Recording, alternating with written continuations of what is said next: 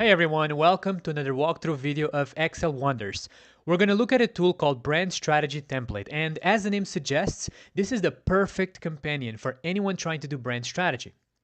Now, when you open the file, you should arrive at this page, which is an introductory page. It contains some instructions, a list of the steps you will go through, and then most importantly, the one input you must insert, which is the name of your brand.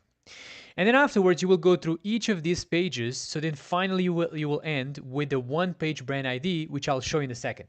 So the step is called Consumer Profile. And let's just go through a little bit the structure of this page, which is very similar to all the others we will see. So you have an introductory paragraph or paragraphs that contain some information about this specific page. And then you have steps. So for example, this page of Consumer Profile has 3 steps. Consumer aspiration and barrier, where you need to add a couple of inputs. You will also have some examples of other brands. These are just to provide you a sense of a framework to how you should write some of these inputs. You have the consumer portrait, you have the consumer journey, and that's pretty much it. Now, if you go to competitive analysis, you must add the names of your competitors here on the top, the names of the factors that you want to evaluate yourself and each competitor, and then obviously the content inside. Again, same thing. You have first an introductory chapter paragraph, and then you have the grid.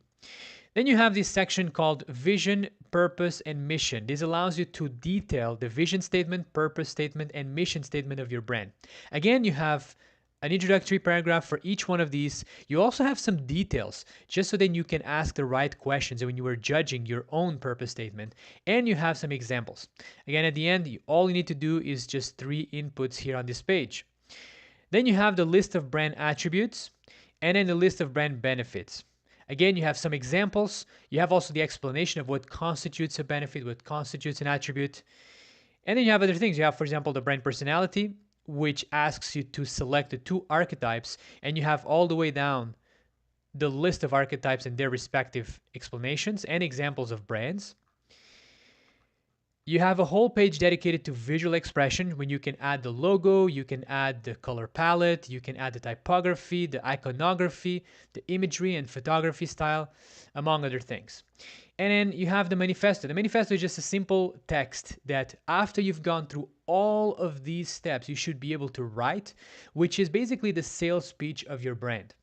And then finally, you have the one-page brand ID. The one-page brand ID is simply a collection of all the inputs that you have placed in the previous pages. So then you have ultimately in one page, although it's longer than one page, but you have in one setting all the inputs related to your brand. That's why it's called brand ID. And that's pretty much it. I hope you enjoyed it.